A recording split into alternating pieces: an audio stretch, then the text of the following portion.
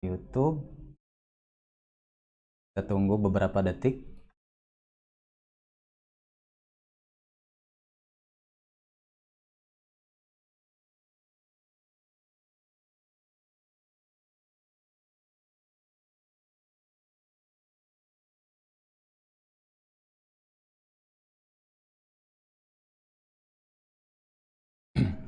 Ya, bismillahirrahmanirrahim. Assalamualaikum warahmatullahi wabarakatuh. Alhamdulillahilladzi arsala rasulahu bil huda wa dinil haqq liyudhhirahu ala dini kullih wa kafa billahi syahida. Allahumma sholli ala sayyidina Muhammadin wa ala alihi wa ashabi ajmain wa man tabi'ahu ila yaumidin. Asyhadu an la ilaha illallah wa asyhadu anna Muhammadan abduhu wa rasuluhu ala dila nabiyya ba'dah. Rabbi shrah li sadri wa yassir li amri wahlul 'uqdatam min lisani yafqahu qawli. Allahumma ftah lana hikmataka wangsur alaina rahmataka min khuzaini rahmatika ya arhamar rahimin. Ya alhamdulillah pada kesempatan kali ini tanggal 6 Mei ya 2020 alhamdulillah kita bisa bertemu kembali dalam program ngaji subuh ya spesial Ramadan ya. Mudah-mudahan kita tidak henti-hentinya berharap atau berdoa, mudah-mudahan kita senantiasa dikaruniakan keberkahan oleh Allah Subhanahu wa taala, dan setiap amalan yang kita lakukan diterima oleh Allah sebagai amal ibadah. Mohon maaf ini ada gangguan sedikit ini anak saya ya baru pada mandi ya. Ya terima kasih yang sudah stay tune di YouTube ya. Tadi sudah ada beberapa dari Gresik seperti biasa yang ini ya. Sudah hadir Bukit Indah Permai, Jabar Timur, Cilengsi, Cianjur. Ya alhamdulillah sudah pada menyimak ya. Nanti kalau ada yang terkendala gangguan dari kami, mohon silakan sampaikan di kolom komentar YouTube ya. Mudah-mudahan nanti bisa diperbaiki di sini. Assalamualaikum Ustadz Yuwana. Ya alhamdulillah kita sudah terhubung dengan Ustadz Yuwana ya. Halo, assalamualaikum. Waalaikumsalam warahmatullahi wabarakatuh. Alhamdulillah ya. Saya tidak nampak Ustadz Yuwana di sini ya. Bentar.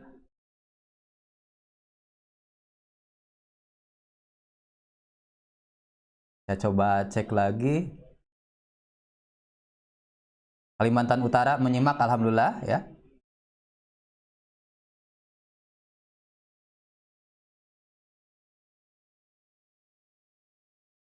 Saya coba lagi Ustadz Yuwana dites suaranya. Assalamualaikum. Waalaikumsalam warahmatullahi wabarakatuh. Ya, bagaimana kabarnya Ustadz? Alhamdulillah. Alhamdulillah ya. Ini namun di sini belum tampil. Ini Ustadz di sini saya coba pakai laptop yang satu lagi. Nah, sudah tampil. Ya, alhamdulillah pada kesempatan kali ini ya rekan-rekan semua kita bisa bertemu kembali dengan Ustadz Yuwana ya. Ustadz Yuwana ini nanti insya Allah seperti biasa akan menyampaikan terkait ilmu hadis ya, terkait dasar-dasar bagaimana ilmu hadis seperti yang sudah disampaikan di tema yang sudah saya sampaikan dipublikasikan ya. Untuk mengefektifkan waktu kami persilahkan Ustadz Yuwana untuk menyampaikan, silakan untuk mengawali. Tafadhol, silakan Ustadz. Baik. Bismillahirrahmanirrahim. Assalamualaikum warahmatullahi wabarakatuh. Waalaikumsalam warahmatullahi wabarakatuh. Alhamdulillah wassalatu wassalamu ala Rasulillah wa ala alihi wa sahbihi wa mawalah. Asyhadu an la ilaha illallah wahdahu la syarikalah wa asyhadu anna Muhammadan abduhu wa rasuluhu alladzi la nabiyya wa la rasula ba'dah. Faqad qala ta'ala fil Qur'anil Karim wa huwa asdaqul qailin. A'udzu billahi minasy syaithanir rajim. Bismillahirrahmanirrahim. Ya ayyuhalladzina amanu taqullaha haqqa tuqatih wa la tamutunna illa wa antum muslimun. Wa qala Nabi sallallahu alaihi wasallam, bada'al islamu ghariban wa sayaudu kama bada'a ghariban fatubal lil ghuraba. Shadaqallahul azim wa shadaqa rasul nabiyul karim. Alhamdulillah atas nikmat yang Allah berikan kepada kita semua, di bulan suci Ramadan hari yang ke-13 ini Allah Subhanahu wa taala memberikan limpahan nikmatnya kepada kita semua. Di antara nikmat tersebut adalah nikmat dalam ketaatan, ketaatan menjalankan ibadah puasa di bulan suci Ramadan, ketaatan untuk sama-sama uh, thalabul ilmi. Dan alhamdulillah pada pagi hari yang berbahagia ini kita semua mendapatkan kebahagiaan dari Allah Subhanahu wa taala, yakni bisa bermuajahah, bertatap muka secara online. Mudah-mudahan Allah Subhanahu wa taala melimpahkan keberkahan untuk perjumpaan kita ini. Salawat dan salam keselamatan senantiasa kita sampaikan kepada Kanjeng Nabi Muhammad Shallallahu Alaihi Wasallam, keluarga, sahabat, dan kepada seluruh umatnya hingga akhir zaman. Azani Allah wa iyyakum ajmain. Insyaallah kita akan melanjutkan kajian ilmu hadis kita, yakni pada pertemuan yang kelima mungkin ya. Sekarang ini adalah pertemuan yang kelima kalau tidak salah. Dan kita sudah melewati beberapa bab dan bahasan yang sangat penting pada kesempatan sebelumnya. Dan tentu saja bahasan yang sebelumnya adalah bahasan yang tidak boleh luput dalam pemahaman kita, karena itu prinsip ya. Jadi pada pertemuan ketiga keempat itu adalah prinsip tentang periwayatan. Ya, prinsip terkait dengan periwayatan ada di bab sebelumnya, yakni dari kitab As-Sakhsiyatul Islamiyah itu Al-Juz'ul Awal, yakni pada bahasan ruwatul hadis, yakni para periwayat hadis. Dan apa yang sahibul kitab kutip yang beliau jelaskan di dalam ruwatul hadis itu adalah mengutip kebanyakannya dari kalamnya Imam Az-Zahabi rahimahullahu ta'ala. Jadi dalam hal ini beliau mengambil kalamnya Imam Az-Zahabi ketika menjelaskan terkait dengan para periwayat hadis. Nah, hari ini kita akan masuk dalam bahasan yang selanjutnya. Dan sebenarnya meskipun ini dasar, tetapi dari sisi bahasan adalah bahasan menengah, bahasan yang tengah-tengah, tidak terlalu dasar. Jadi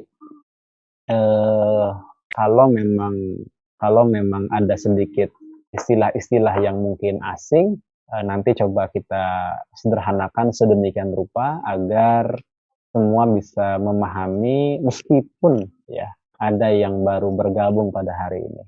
Karena dengan disiarkannya di YouTube tentu saja siapapun bisa mengakses, termasuk yang baru ikut serta pada hari ini. Nah, padahal pertemuan hari ini sebenarnya adalah pertemuan lanjutan dari pertemuan-pertemuan sebelumnya.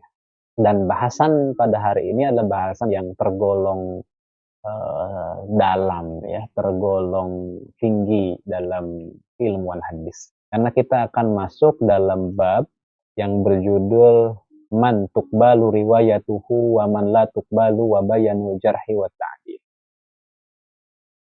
Ini terkait dengan apa? Terkait dengan ilmu al-jarhu wa ta'dil. Kita tampilkan dulu apa yang akan kita bahas pada hari ini. Inilah adalah bahasan kita. Kita akan membahas ini secara perlahan. Saya tidak mengejar ini beres dalam 1-2 kali pertemuan. Saya ingin agak lebih banyak mengeksplorasi apa yang beliau sampaikan di dalam kitab ini, khususnya pada bab ini. Kita memulai. Bismillahirrahmanirrahim.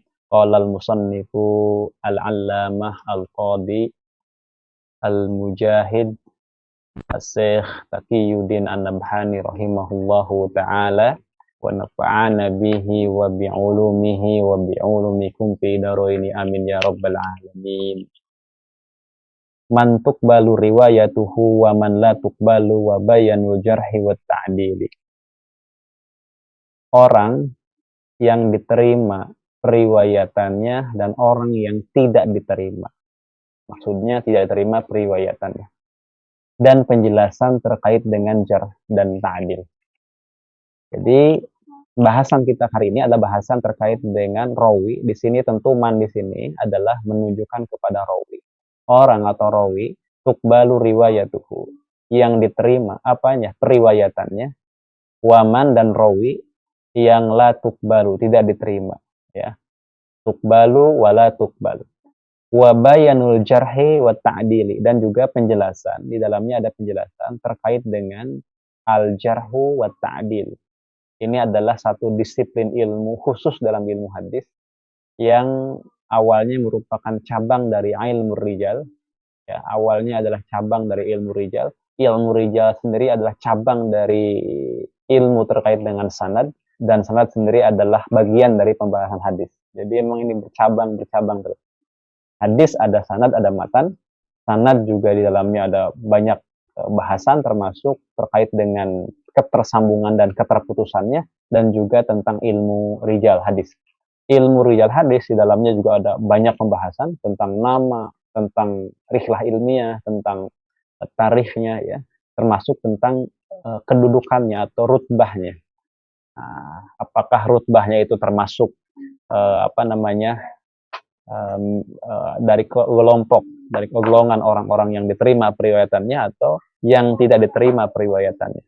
Apakah dari golongan atau dari kelompok orang-orang yang thiqat, atau dari golongan-golongan orang-orang yang du'afa, yang lemah? Ini yang kemudian bahasan ini yang kemudian disebut dengan al-jarhu wa ta'dil, dan ini adalah disiplin ilmu tersendiri. Jadi cabang dari cabang-cabang ilmu hadis yang kemudian menjadi disiplin ilmu tersendiri yang independen. Sebagaimana pembahasan ilalul hadis juga adalah pembahasan yang independen, ada disiplin ilmunya.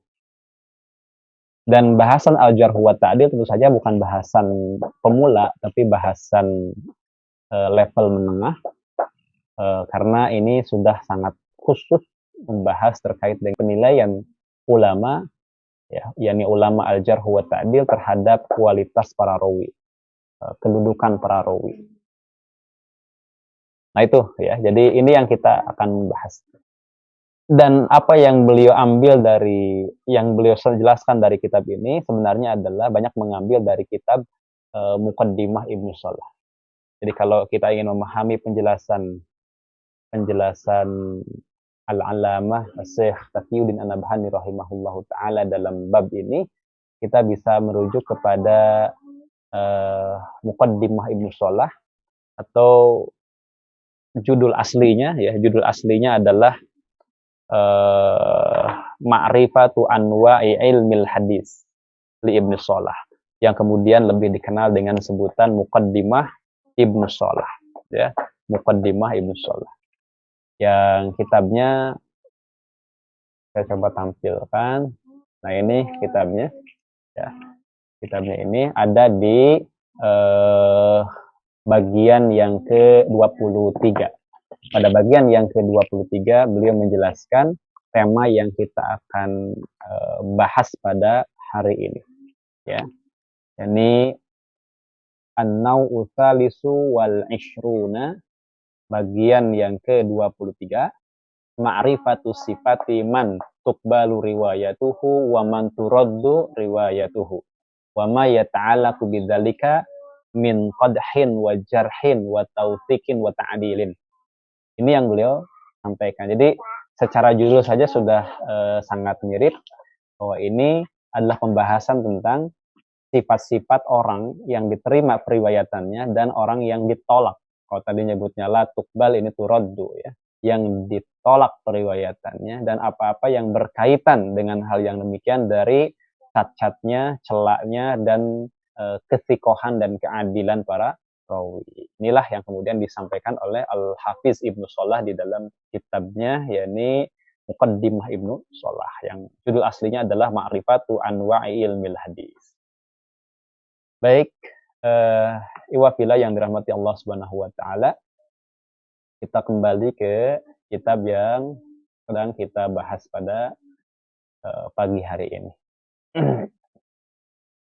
Beliau menyampaikan pada fiqrah yang pertama yushtaratu fi man yuhtaju bi riwayatihi ay yakuna 'adlan dhabitan lima yarwihi. Kata beliau, disyaratkan bagi orang yang dijadikan sebagai hujjah ya di dalam periwayatannya, keberadaannya adalah harus adil dan dhabit terhadap apa yang diriwayatkannya ya.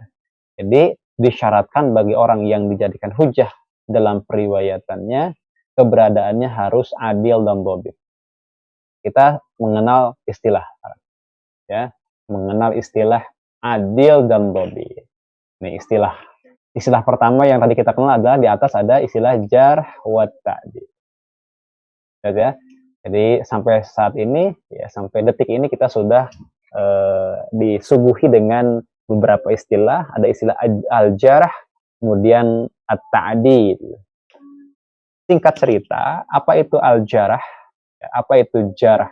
Jarh itu adalah penilaian negatif atau sifat yang melekat pada rawi yang merupakan penilaian negatif dari para ulama.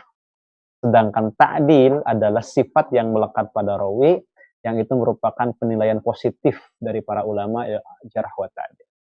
Kalau rawi itu dijarah, dinilai negatif, maka riwayatnya ditolak begitu. Termasuk orang yang tadi man tuqbalu atau man turaddu, yang ditolak riwayatannya. Sebaliknya kalau seorang rawi itu dita'dil, artinya disifati dengan sifat positif dari ulama jarh wa ta'dil, maka riwayatnya diterima. Jelas ya sampai di sini. Definisi al-jarh sendiri menurut para ulama ya kurang lebih al-jarh itu secara bahasa kan dari jaraha yajrahu. Yang secara istilah yang disebut dengan al-jarhu adalah wasfu rawi bisifatin taqtadi radda riwayatihi. yakni sifat rawi atau penyifatan seorang rawi dengan sifat yang meniscayakan ditolaknya periwayatannya. Jelas ya? Jadi wasfu rawi, sifat seorang rawi ya, atau disifatinya seorang rawi begitu dengan sifat bisifatin ya, yang itu meniscayakan ditolak periwayatan. Kebalikan yang disebut dengan ta'dil, berarti ta'dil itu adalah masdar dari addala yu'addilu. Lalu al-jarhu adalah masdar dari jaraha yajrahu. Nah, kalau ta'dil itu addala yu'addilu, yang maknanya secara istilah adalah wasfu rawi bisifatin taqtadi qabular riwayatihi. yakni sifat rawi. Ya, jadi rawi yang kemudian disifati oleh siapa? Oleh ulama al-jarh wa ta'dil, oleh ulama. Nanti kriterianya juga ada, siapa yang berhak melakukan penilaian. Ya. Disifatin dengan sifat yang meniscayakan dengan sifat tersebut diterimanya periwayatan. Jelas ya sampai sini ya. Jadi itulah yang disebut dengan al-jarh wa ta'dil. Karena di judul saja kita sudah menjumpai istilah yang mungkin asing bagi sebagian namun sudah familiar bagi sebagian yang lain. Itu jarh. Jadi jarh itu apa? Sifat yang dengan sifat tersebut meniscayakan ditolaknya periwayatannya. Sedangkan ta'dil adalah sifat yang dengan sifat tersebut meniscayakan diterima periwayatannya. Karena bagaimanapun penilaian seorang ulama terhadap para pembawa berita, para pembawa riwayat itu akan sangat menentukan kualitas sanad, dan kualitas sanad itu juga akan sangat menentukan kualitas hadis. Inilah mengapa para ulama sampai mengatakan inna hadzal ilma dinun. Sesungguhnya ilmu ini adalah agama. Ilmu apa? Ilmu terkait dengan sanad. Jadi Muhammad bin Sirin sampai mengatakan inna hadzal ilma dinun. Ilmu ini agama. Barang siapa tentu saja yang melalaikan ilmu ini, maka dia telah melalaikan agama. Karena tidak ada agama tanpa hadis kan? Dan tidak bisa atau tidak dapat dipastikan hadis itu diterima atau ditolak, sahih atau dhaif, tanpa pengecekan sanad. Dan di antara pengecekan sanad yang penting adalah al-jarhu wa ta'dil. pengecekan kualitas rawinya. Pengecekan kualitas rawinya. Kemudian masih terkait dengan hal ini, kapan sebenarnya dimulainya kesungguhan atau perhatian para ulama terhadap kualitas para pembawa berita ini? Jawabannya adalah setelah fitnatul kubro, setelah era fitnah. Setelah fitnatul kubro, setelah wafatnya Sayyidina Utsman bin Affan radhiyallahu an, itu banyak sekali orang-orang yang memalsukan hadis. Jadi pemalsuan hadis begitu rupa ya, begitu banyak. Kemudian para ulama bangkit untuk melakukan verifikasi. Terhadap siapa? Terhadap orang-orang yang membawa berita. Sampai-sampai misalnya setiap orang yang menyampaikan hadis itu tanya, dari mana engkau? Dari mana engkau? Siapa rijal kalian? Diceritakan oleh Imam Muslim dalam muqaddimahnya ketika mengutip pernyataan dari Muhammad bin Sirin, samulana rijalakum. Sebutkan kepada kami nama rijal kalian. Begitu. Jadi ketika orang mengatakan qala Rasulullah sallallahu alaihi wasallam kadza wa kadza, akhirnya orang tidak langsung percaya atau menerima. Tapi bertanya dulu, dari mana engkau? Sebutkan rijal kalian. Demikian. Dan itulah kemudian sampai juga para ulama mengatakan fangduru amman ta'khuduna dinakum. Perhatikanlah dari mana engkau mengambil agama kalian. Dari siapa engkau mengambil agama kalian. Ini adalah babak baru metodologi ilmiah di dalam Islam yang sebelumnya belum dikenal, yakni melakukan verifikasi terkait atau terhadap para pembawa berita. Dan tidak ada satupun metode ilmiah sebelum Islam datang atau setelah Islam datang yang mampu menandingi metodologi ilmiah yang telah dipraktikkan oleh kaum muslimin selama berabad-abad. Yakni apa? Sanad.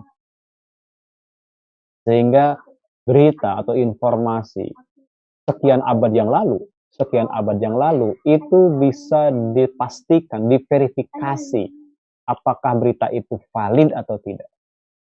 Apakah berita itu otentik atau tidak. Jadi pengecekan sanad itu kan pada akhirnya memastikan apakah berita itu otentik dari Rasul atau tidak.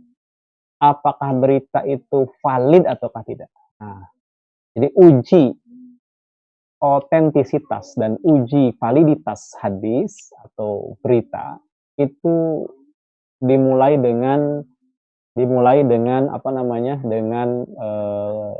yang disebut dengan kajian sanad atau dirasatul asanid. Ya.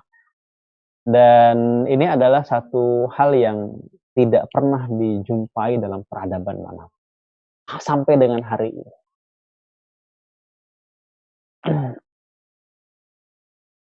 Dan kemudian yang perlu saya sampaikan, syarat dari terimanya hadis itu ada beberapa, 5 diantaranya, dan 3 diantaranya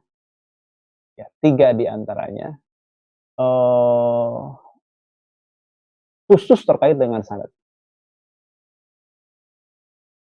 Jadi dari 5 itu sebenarnya 5-5-nya terkait sanad. Tapi ada yang khusus tentang sanad.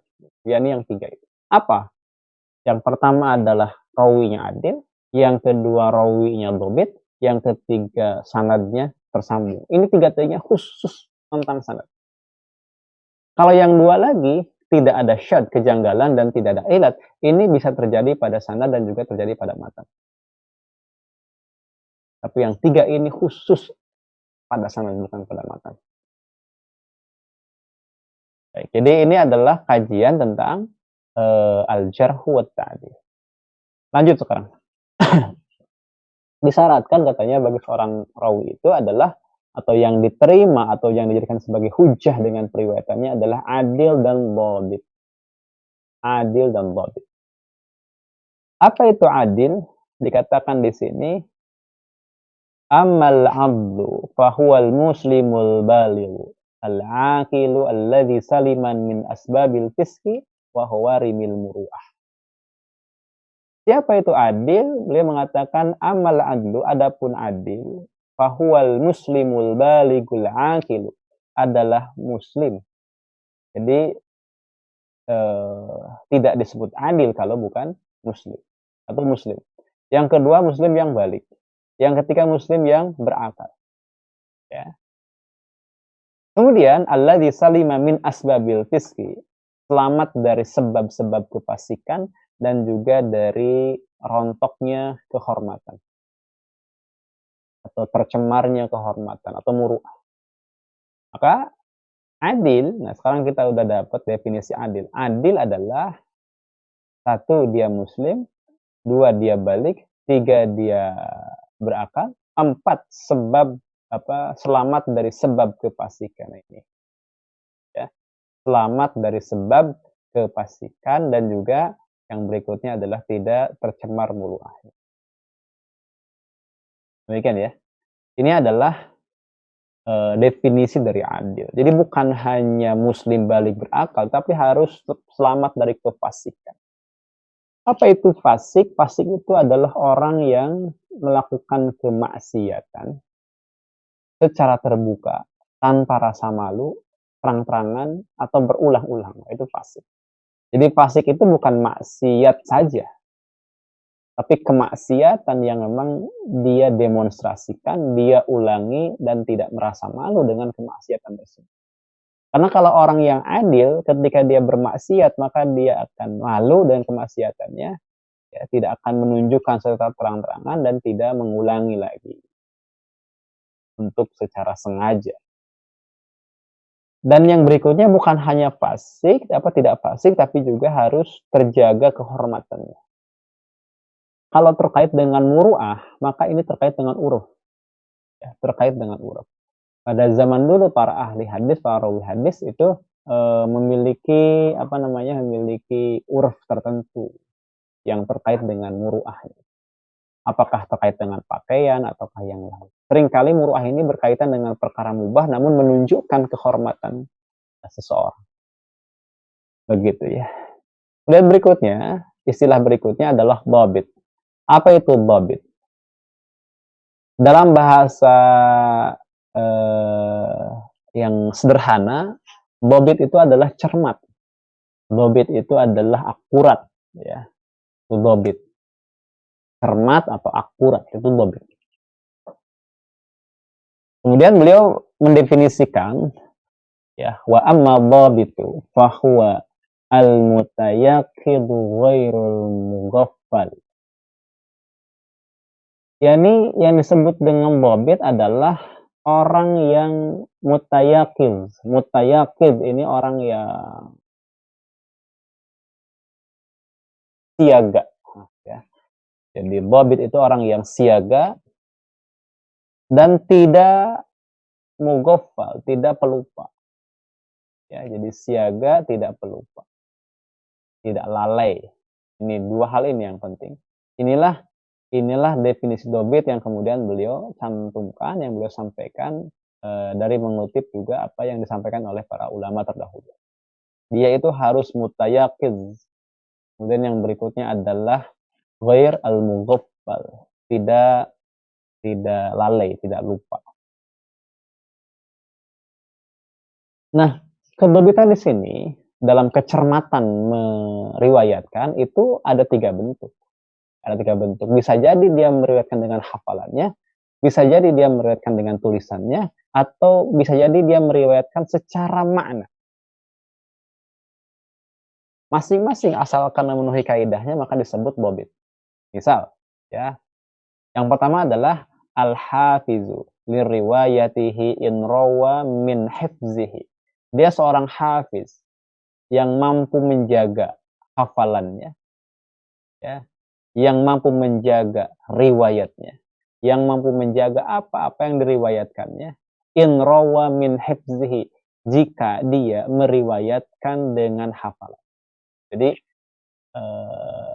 kalau dia meriwayatkan dengan hafalan, maka dia mampu menjaga hafalan, menjaga apa yang diriwayatkan.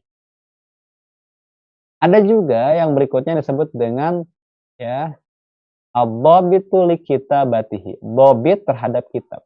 Kita kasih tanda ya. Dhabit li kitabatihi terhadap tulisan. Dhabit terhadap tulisan. Kapan atau untuk rawi seperti apa? In rawa minal kitab. Ketika rawi tersebut meriwayatkan dengan tulisan, dengan catatan. Jadi kalau dia itu meriwayatkan dengan catatan, maka apa yang dia catat betul-betul cermat, akurat, dhabit. Ya, li kitabatihi. Dalam tulisannya, dalam catatannya. Berikutnya adalah bisa jadi dia itu meriwayatkan dengan maknanya. Maka syaratnya adalah harus orang yang al-alimu bil ma'na. Dia harus orang yang alim bima'na, terhadap makna. Mana apa? Ma yarwihi wa ma yahilul ma'na anil murad in rawa bil ma'na. Itu kata beliau. Ya. Dia harus orang yang alim terhadap makna-makna, terhadap makna apa yang diriwayatkan, apa yang ia riwayatkannya, dan apa-apa yang melenceng gitu, yang menyelisihi makna yang dimaksud. Jika dia meriwayatkannya bil makna. Jadi dia itu harus orang yang alim terhadap makna yang diriwayatkan. Tanda ya. Dan juga bukan hanya alim terhadap makna yang ia riwayatkan, tapi juga apa-apa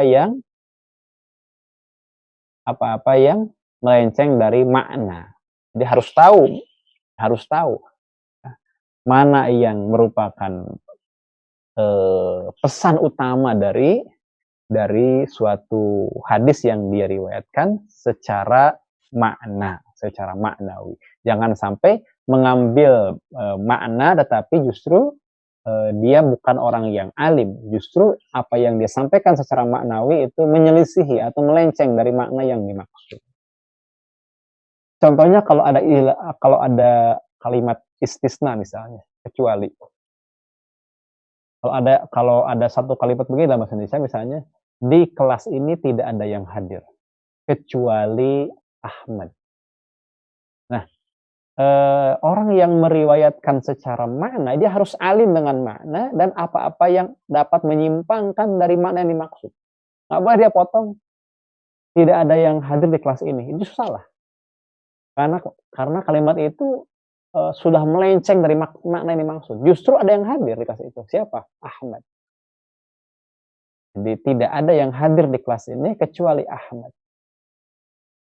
Jadi harus paham terkait dengan makna yang dikandung, yang dimaksud. Kalau hanya dia penggal misalnya tidak ada yang hadir di kelas ini, maka dia akan menyimpulkan kelas ini tidak yang hadir alias kosong. Padahal tidak. Yang benar adalah kelas ini ada seorang yang namanya Ahmad. Nah itu yang kemudian orang yang meriwayatkan secara makna itu harus paham, ya.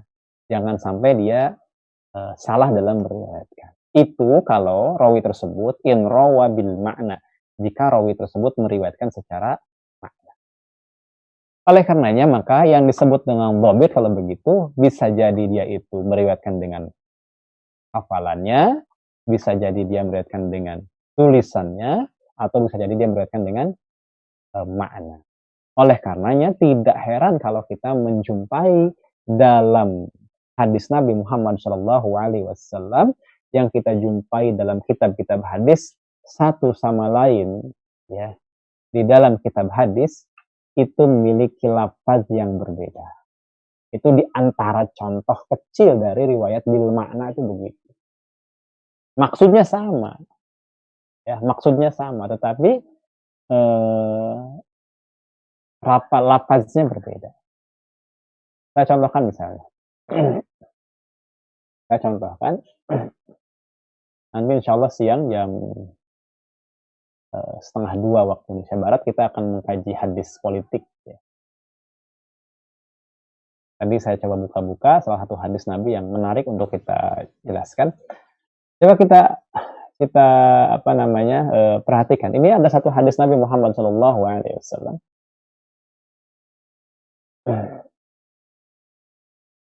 Kita perhatikan sama-sama. Ya, kita perhatikan sama-sama, kita tampilkan dulu. Baik. Semua bisa terlihat ya. Ini adalah hadis Nabi Muhammad SAW riwayat Sunan Abi Daud. Ya, Sunan Abi Daud. Ya, di sini katakan begini. Wa'alaikum bisunnati wa sunnatil khulafa'i rasyidin al-mahdiyyin dan seterusnya. Kalau kita baca nih dari mulai awalnya, usikum bitaqwallah wa sam'i wa ta'ati wa in abdan habasyian fa innahu man ya'ish minkum ba'di fasayarah ikhtilafan katsira. Fa'alaikum bisunnati wa sunnati al-khulafa ar-rasyidin.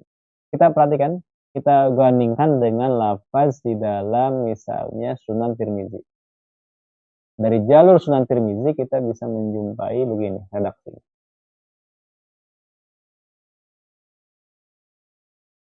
Yang sebelah kanan saya ini adalah Abu Daud, sebelah kiri adalah Jami' Tirmizi. Ya, perhatikan.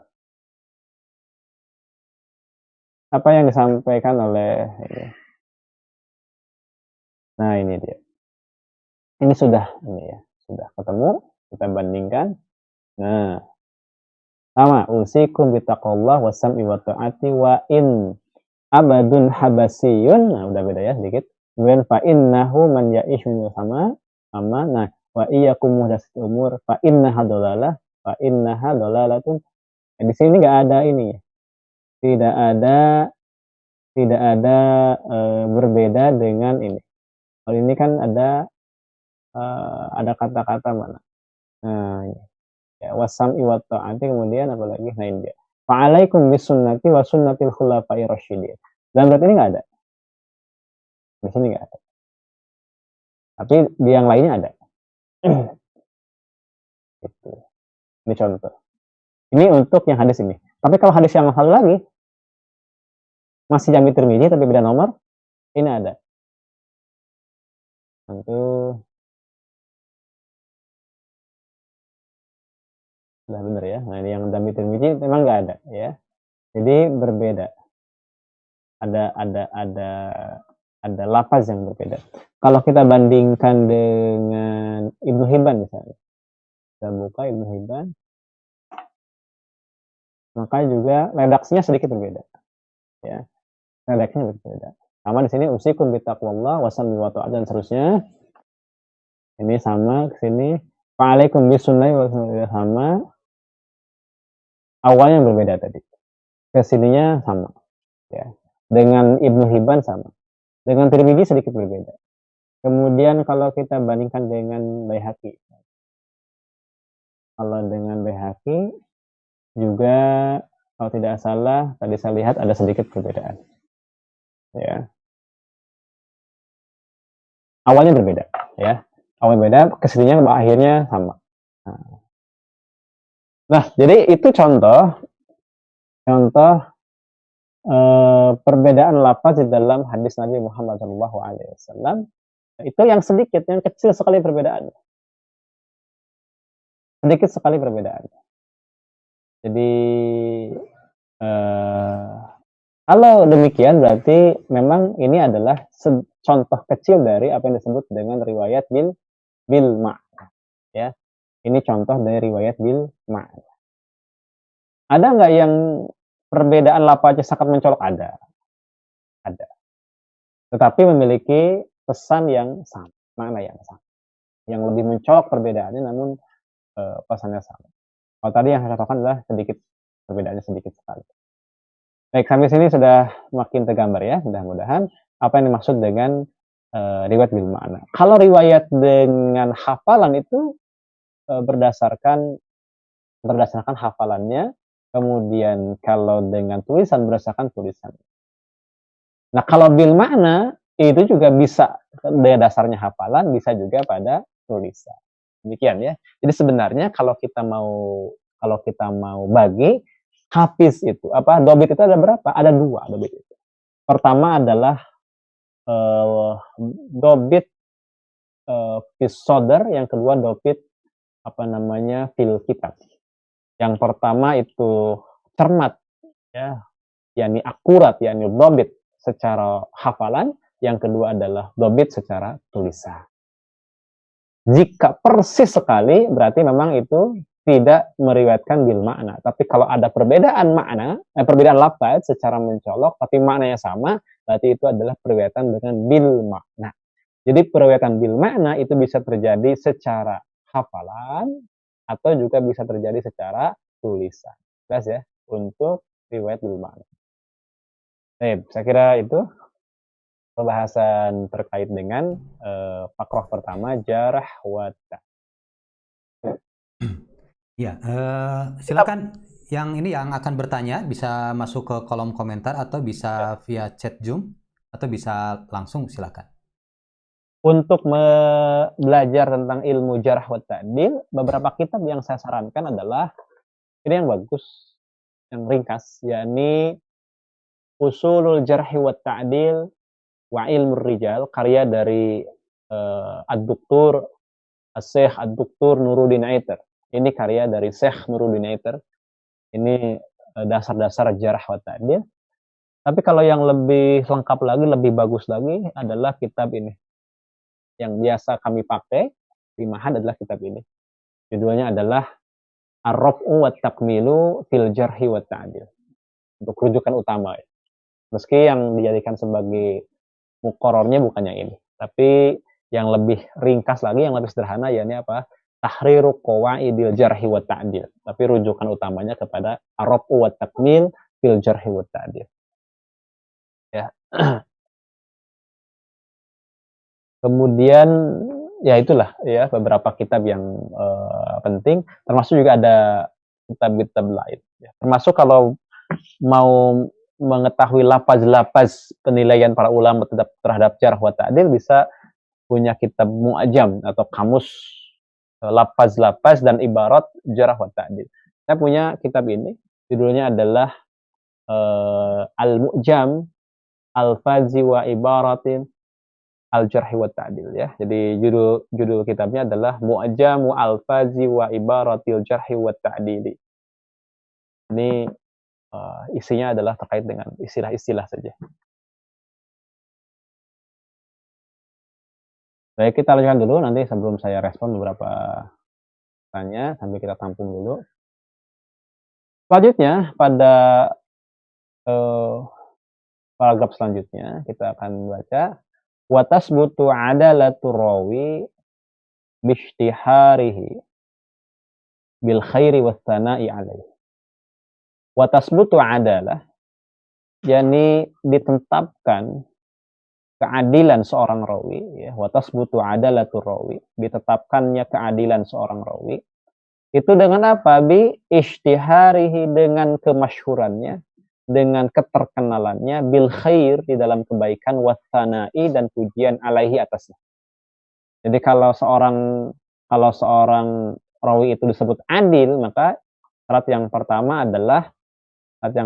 adalah kalau dia itu masyhur. Ya, apanya? Kebaikannya dan juga ada pujian padanya. Itu ya. Itu syarat pertama. Nanti syarat kedua adalah ini. Ya ini nantilah belakangan ya, ini satu dulu. Nah, jadi dia harus terkenal kebaikan dan terpujian atasnya. Maka beliau melanjutkan, famanish taharat adalatuhu baina ahli naqli wa nahwihim min ahli ilmi wa sya'at tsana'u alaihi bittiqati wal amanati ustughniya fihi bidzalika an bayyinatin syahidatin bi'adalatihi tastansisan.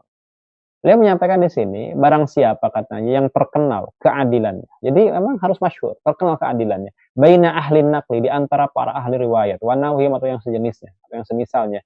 Min ahli ilmi, di antara para ahli ilmu, ya terkenal, ya, keadilannya terkenal.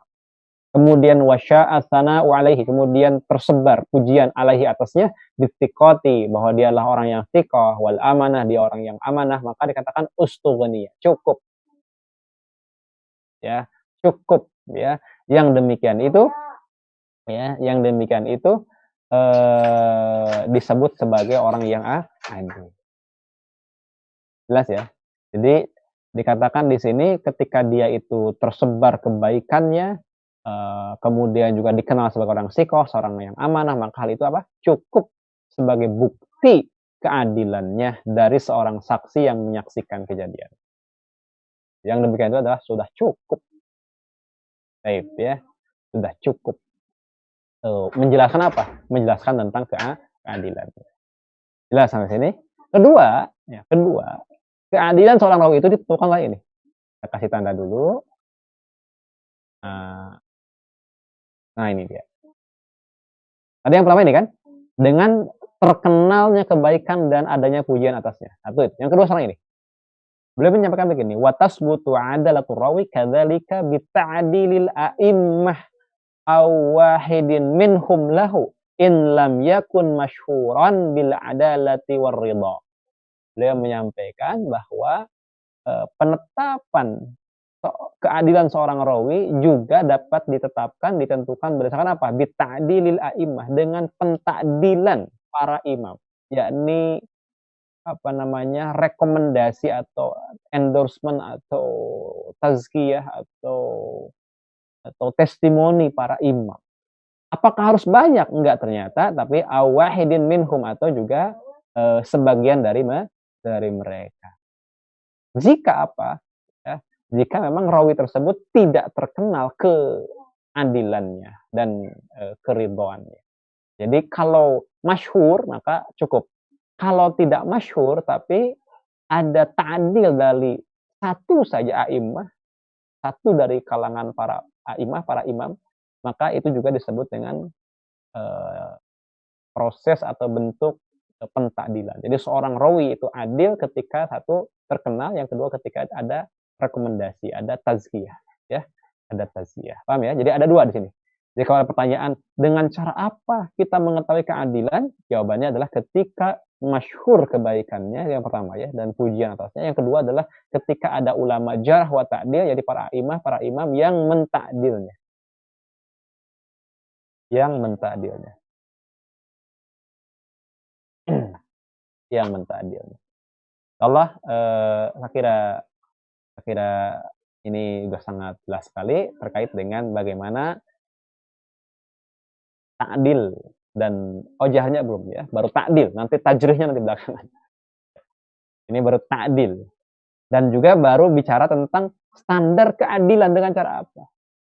Fakta berikutnya juga belum dibahas tentang bagaimana kita mengetahui kedobitan, belum. Barusan ada yang bertanya tentang itu justru. Apa gimana? Barusan ada yang bertanya justru tentang dobitnya itu di kolom komentar YouTube. Dobit. Ya udah, sekarang saya jawab berarti kalau kemudian ada yang bertanya langsung aja ada yang bertanya terkait adil di sini sama tidak dengan adil di peradilan itu, kesaksian itu. Pada dasarnya sama saja. Sama saja. Sama saja. Tapi dalam tradisi atau uruf para periwayat hadis itu ada yang lebih ketat diperhatikan, yakni terkait dengan muru'ah. Ya, aspek muru'ah itu diperhatikan jauh lebih ketat. Lebih ketat lagi. Kan tadi ini ya, kita lihat lagi nih.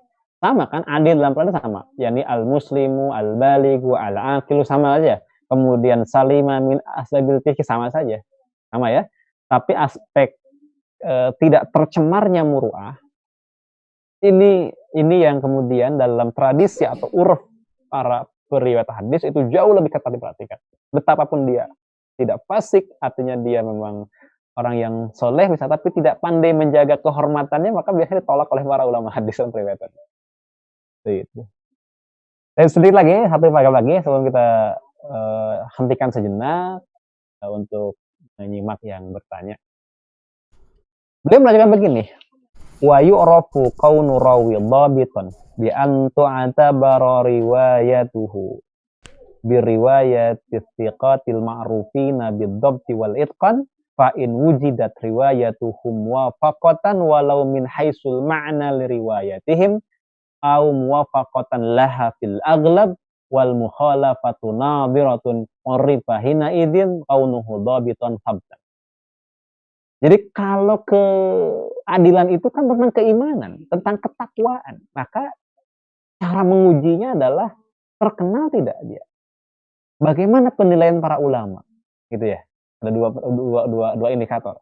Tapi kalau kedobitan kan tentang kecerdasan. Paham ya? Tentang kecerdasan. Ini untuk tasbutul adalah itu adalah terkait dengan membuktikan bahwa dia itu adalah seorang yang bertakwa kan. Tapi kalau membuktikan bahwa dia itu adalah seorang yang bobit, ini sedang membuktikan bahwa dia itu adalah cerdas. Maka cara untuk membuktikan dia itu seorang yang cerdas, begitu ya, tentang kecerdasan nih, tentang intelektualitas. Dalam bahasa mudahnya kalau ini integritas gitu, kalau adalah kalau bobit itu intelektualitas. Untuk menguji intelektualitasnya nggak bisa karena keterkenalan. Oh dia terkenal pintar, belum tentu diuji dulu kan. Kalau kalau kalau kalau keadaan bisa. Atau bisa tanya ke ulama, bagaimana fulan? Kata ulama fulan itu adalah seorang yang jujur, itu bisa. Tapi kalau bagaimana fulan? Fulan itu adalah pintar. Dari mana pintarnya? Perlu diuji kalau masalah dobit. Maka cara mengujinya adalah bi an tu'tabara riwayatuhu bir riwayati thiqatil ma'rufina bidhabti wal itqan. Yakni dengan apa? Dengan diiktibarkan, dibandingkan riwayatnya itu ya, dibandingkan riwayatnya itu dengan apa? Bir riwayati thiqatil ma'rufin, dengan riwayat orang-orang thiqah yang ma'rufin. Orang-orang thiqah yang sudah dikenal ketikohannya di dalam kedobitan, di dalam keitqanannya. Oh, berarti cara untuk menguji kedobitan adalah hanya satu ini, nggak ada yang lain. Apa? Jadi dengan membandingkan, mengecek, mengkomparasikan apa yang dia bawa dengan apa yang dibawa oleh orang-orang yang sudah terkenal kedobitan dan keitkonannya. Begitu. Jadi kalau ada mengatakan begini, Puan hafal tidak Quran? Benar nggak hafal Qurannya? Mungkin belum hafal Qurannya. Nggak bisa nanya ke orang kan? Tidak bisa nanya ke ketua takmir masjid, nggak bisa nanya misalnya ini apa ke masyarakat terkenal nggak dia seorang hafiz Quran, nggak bisa, harus dicek. Dengan siapa diceknya? Dengan orang-orang yang sudah benar-benar dikenal sebagai orang yang hafal Al-Quran, gitu. Sama nggak apa yang dia lafazkan, yang dia lantunkan dengan yang disampaikan oleh orang yang sudah dikenal kebebitannya. Berarti di sini mesti ada mizan, ada timbangan. Ketika kita akan menimbang si A, maka timbanglah dengan orang yang memang sudah dikenal kecerdasannya, kebebitannya. Misalnya, siapa orang-orang yang dikenal kebebitan? Oh banyak, ya. Pokoknya kalau yang di rutbah itu orang itu imamun hafizun, biasanya para imam seperti Imam Malik, Syu'bah, begitu ya. Apa namanya? Ibnu Uyainah dan segala macam. Jadi ada deretan rawi-rawi yang sudah dalam kategori as-thiqat al-ma'rufun gitu ya. Orang-orang thiqah yang dikenal sudah. Maka orang-orang seperti itu menjadi mizan, menjadi apa namanya? Menjadi alat untuk menimbang.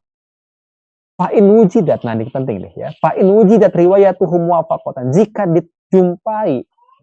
dijumpai riwayatnya itu muwafaqatan, selaras, ya, selaras. Walau min haisul makna li riwayatihim, meskipun secara makna, ya, satu ini apa? Selaras. Kita kasih tanda selaras. Oke, yang kedua apa? Au muwafaqatan laha fil aglab.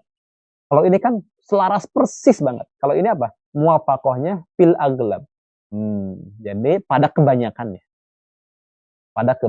Kebanyakannya. Kemudian perselisihannya itu nadirah, langka. Ya, kita kasih tanda dulu. Ya. Jadi adanya sedikit beda lah, sedikit tapi nadirah, sangat langka. Maka pada kondisi ini katanya keberadaannya disebut sebagai dobiton tabtan. Gitu. Sebaliknya berarti kalau tidak muwafaqah, ya, kemudian perselisihannya lebih banyak, justru muwafaqahnya sedikit langka, maka dia tidak dobit. Namanya apa? Macam-macam, bisa su'ul hifzi, buruk hafalannya, ya, bisa jadi goflah, lalai, dan lain sebagainya.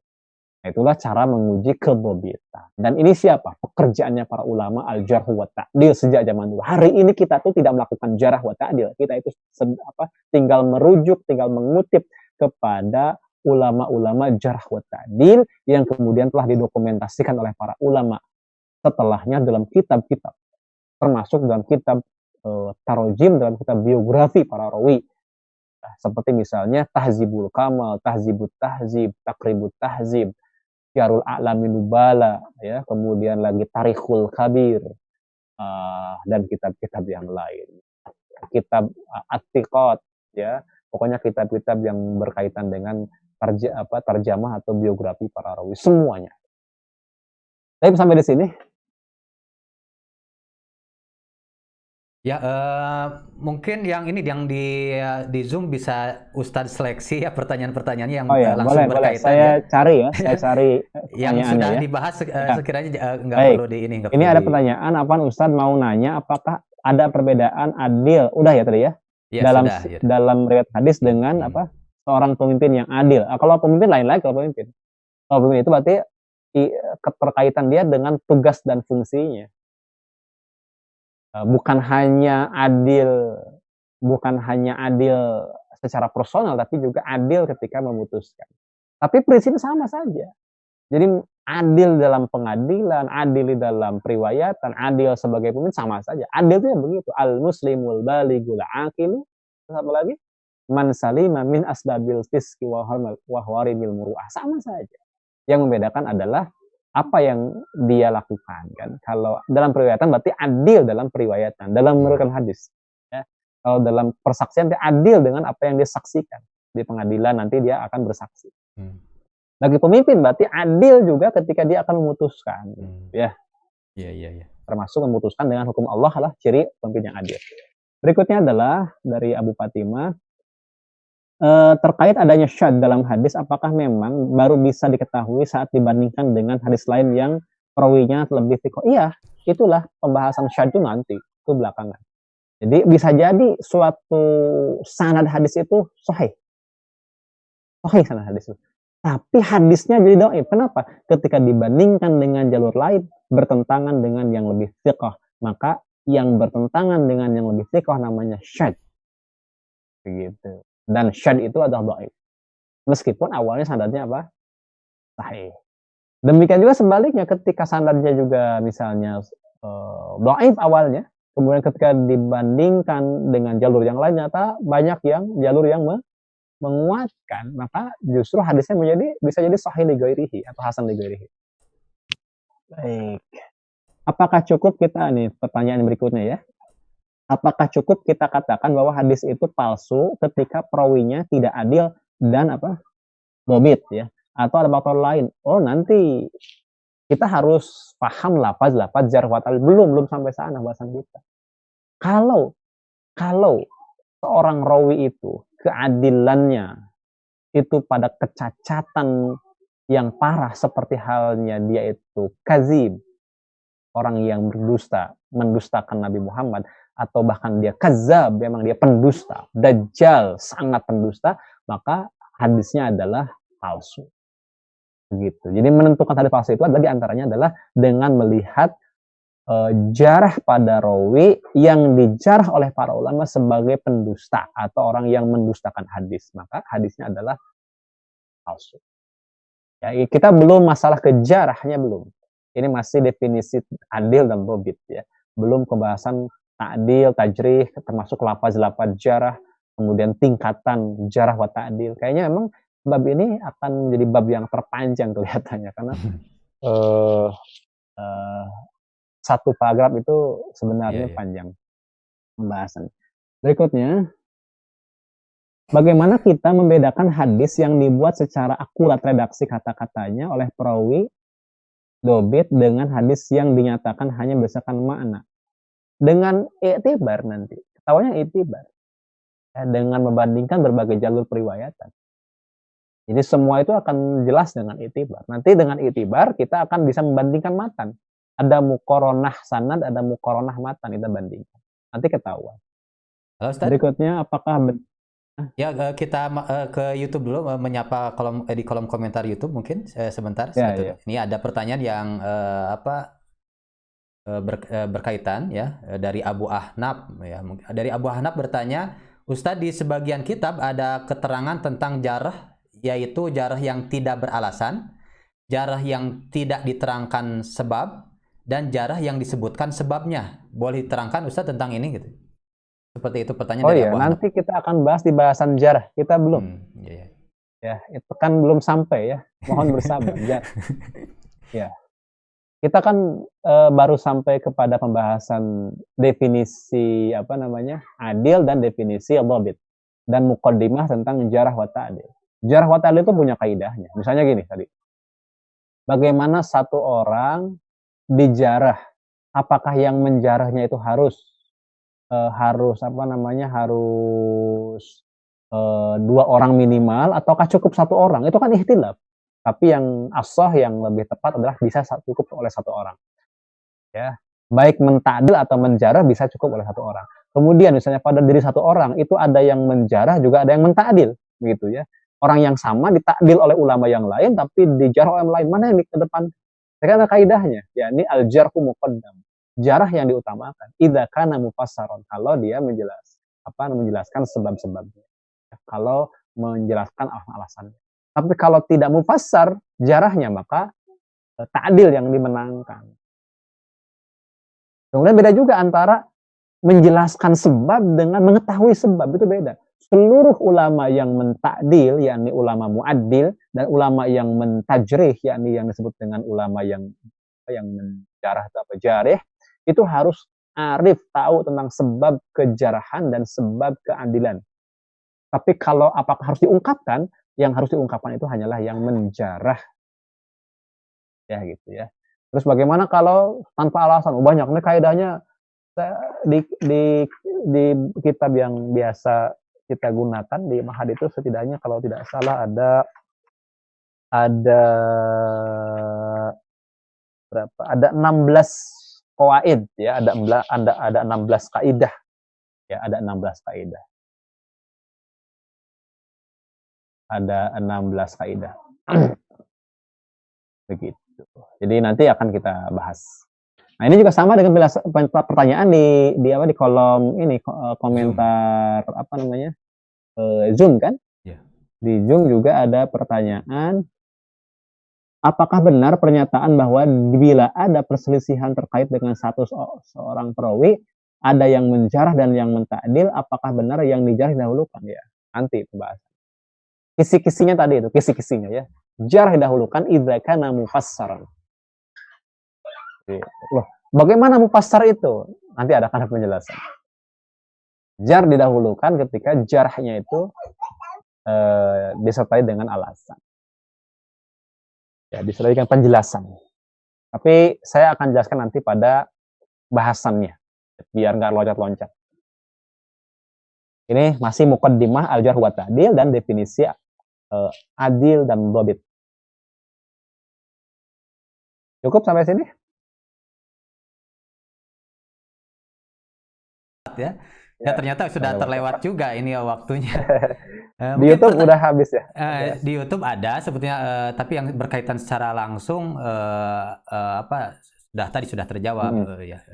Iya, iya. Mungkin boleh bertanya secara langsung mungkin ya, Ustadz, dicoba mungkin. Boleh, silakan satu lagi. Ini dari Berkah Jaya, saya coba nyalakan ya. Dari tadi mengacungkan tangan ya, mungkin saya coba nyalakan dulu.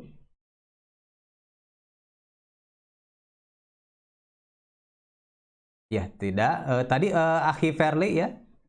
Akhi Verli Septian tadi mengacungkan tangan, mungkin akan bertanya secara langsung barangkali, silakan.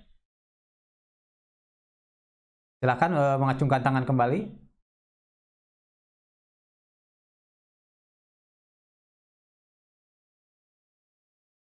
Ya. Tidak jadi mungkin ya, tidak jadi. Ya, mungkin seperti itu Ustadz. Mungkin pembahasan kita pada kesempatan kali ini kita sudah hampir 6.15, hampir 6.15. Ini sudah 6.13. Mungkin langsung ke ini Ustadz, ke closing statement, pernyataan ini sebagai penutup ya. Baik. Iwa fillah yang dirahmati Allah Subhanahu wa taala, pembahasan jarh wa ta'dil ini memang pembahasan yang sangat menarik, mendalam, butuh ketelitian, kecermatan, dan harus tumbuh dalam diri kita itu ada kecintaan. Ya, ada kecintaan. Harus punya chemistry. Kenapa? Karena ini sesuatu yang mengharuskan kita betul-betul sangat cermat, untuk menilai setiap lafaz-lafaz dari para ulama al-jarh wa ta'dil. Karena kalau tidak cermat, kita akan bisa jadi keliru di dalam menentukan atau menyimpulkan dari lafaz-lafaz ulama al-jarh wa ta'dil ketika menilai seorang rawi. Nah, dan itu akan didapatkan hal itu ketika kita sering berinteraksi, sering membuka kitab-kitab, sering meneliti hadis. Karena pada akhirnya semakin kita sering berinteraksi, meneliti hadis dan seterusnya, itu akan ada punya punya zauk, punya rasa yang mungkin rasa itu akan didapatkan bagi hanya orang yang sudah terjun langsung ke dalam belantara ilmu hadis tadi, namun tidak didapatkan bagi mereka yang tidak terjun langsung dalam belantara ilmu ini. Nah, maka jangan menyerah untuk terus belajar, ya.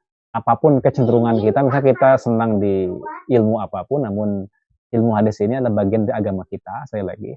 Jadi kita harus mempelajari ini, tidak harus menjadi seorang yang ahli, tetapi kita minimal tahu bagaimana para ulama ketika mensahihkan suatu hadis, atau ketika ulama itu mentadaif, menilai dhaif sebuah hadis.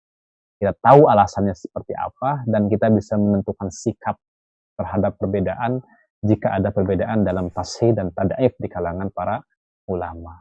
Karena kalau tidak, ini akan menimbulkan atau problem baru, ya, masalah baru. Keawaman dalam hal ini akan menimbulkan masalah yang baru. Di antaranya adalah kita akan dengan mudah misalnya menilai bahwa suatu hadis ini tertolak sama sekali, ya, misalnya begitu. Kemudian karena tertolak maka haram untuk diamalkan, ya. Hanya karena mendapatkan informasi dari satu sumber bahwa misalnya rawinya begini begitu. Padahal tidaklah sederhana itu. Saya di atas ada kitab tebal sekali, itu hanya menjelaskan terkait dengan lafaz fihi nazarnya Imam Bukhari. Itu dijelaskan oleh beliau dalam durasi mungkin sekitar 800 halaman. Itu hanya menjelaskan satu lafaz. Lafaz apa? Fihi nazar. Fihi nazarnya Imam Bukhari itu mengandung medan kajian yang begitu luar biasa. Apalagi belum lagi lafaz-lafaz yang lain kan. Lafaz jarh wa ta'dil itu kalau saya baca di dalam kitab Mu'jam ini, kan ada ratusan, ya, mungkin ribuan lafaz jarh wa ta'dil yang masing-masing itu memiliki perbedaan, ya. Masing-masing punya perbedaan. Ketika dikatakan satu lafaz tapi dengan sedikit berbeda lafaznya, ibaratnya, maka memiliki perbedaan. Nah, itu saja, mudah-mudahan bermanfaat untuk kita semua. Insyaallah nanti kita lanjutkan masih dalam bahasan al-jarh wa ta'dil. Mohon maaf dari segala kehilafan. Kita saling mendoakan, mudah-mudahan Allah termasuk yang memberikan kepada kita kebaikan. Di antara kebaikan itu adalah Allah pahamkan kita dalam agama. Barakallahu li wa lakum. Wassalamualaikum warahmatullahi wabarakatuh. Waalaikumsalam warahmatullahi wabarakatuh. Ya, luar biasa ya, Masya Allah ya. Tadi sudah kita simak bagaimana paparan ilmu, paparan materi yang disampaikan oleh Ustadz Yuwana, yang mudah-mudahan kita dikaruniakan oleh Allah Subhanahu Wa Taala, dimudahkan dalam memahaminya ya. Kita bisa mengambil pelajaran, kita bisa mengambil hikmah, kita bisa mengambil ibroh, mengambil faidah-faidah yang bisa kita amalkan dalam sehari-hari ya, seperti itu. Terima kasih yang sudah hadir pada kesempatan kali ini ya. Terkhusus terima kasih kepada Ustadz Yuwana ya. Mudah-mudahan kita doakan ya, bagi yang hadir di sini, doakan Ustadz Yuwana guru kita supaya tetap dikaruniakan kesehatan, panjang umur, dan senantiasa dikaruniakan keberkahan oleh Allah Subhanahu Wa Taala ya.